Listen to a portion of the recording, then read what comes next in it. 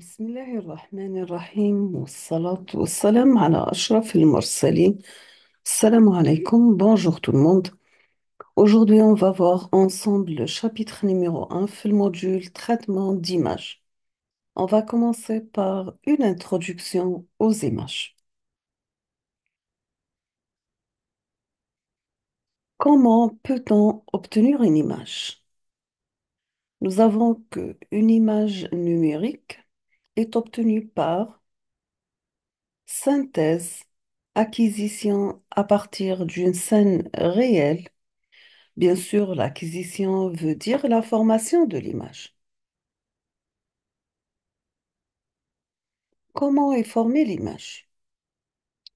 La procédure de formation d'image dépend de la source d'énergie utilisée pour éclairer ou bien détecter la scène ou l'objet à capturer.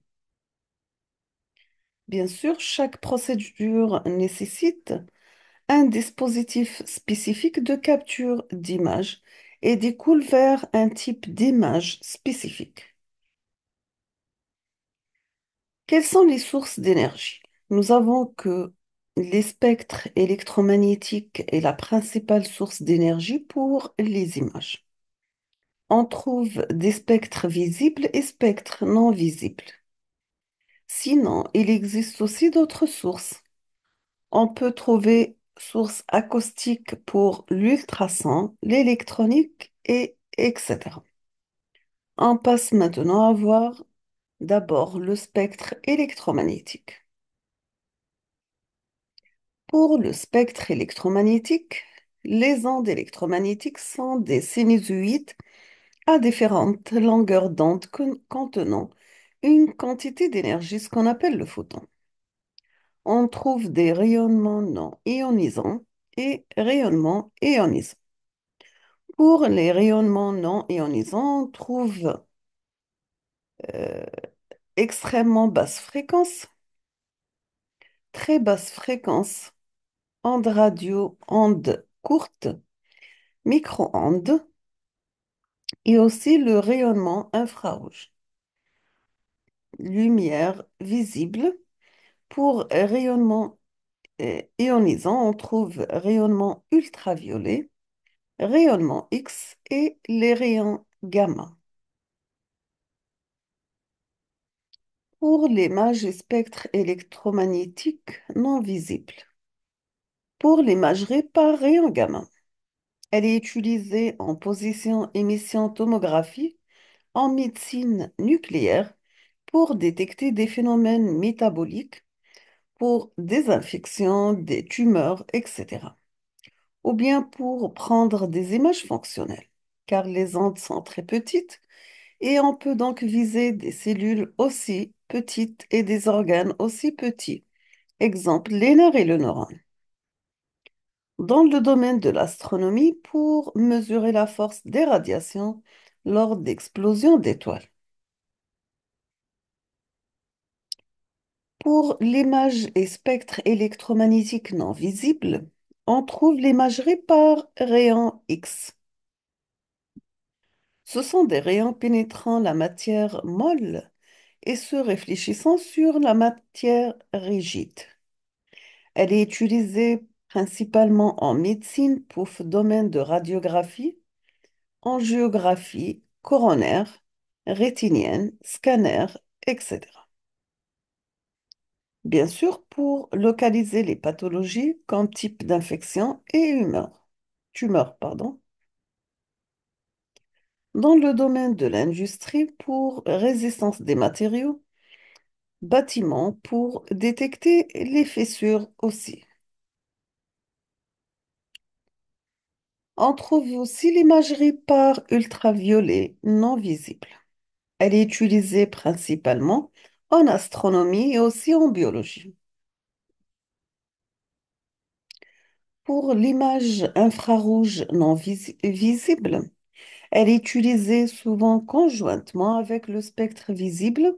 En image multispectrale, on trouve le spectre infrarouge et visible en prévision de météo, cartographie, géologie, etc. L'infrarouge est dégagé par une source thermique, exemple le corps vivant, le vent chaud, courant atmosphérique chaud, courant marin chaud. Aussi en télédétection pour la vidéosurveillance, soit par satellite ou bien poursuite nocturne. Et aussi en industrie alimentaire, photographie infrarouge, etc. On passe maintenant l'imagerie dans la bande micro-ondes. Elle est utilisée principalement en imagerie radar pour voir des zones inaccessibles, exemple nuages, cartographie, etc.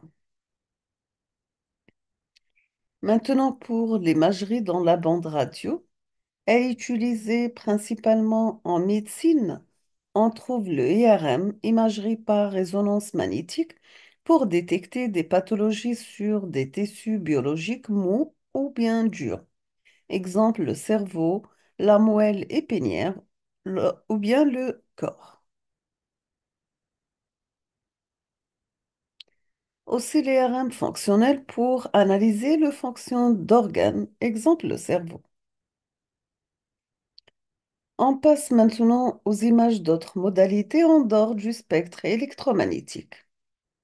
On trouve l'imagerie par ultrasons, l'échographie, échodoppler. En médecine, l'échographie et l'échodoppler, géologie, résistance des matériaux, etc.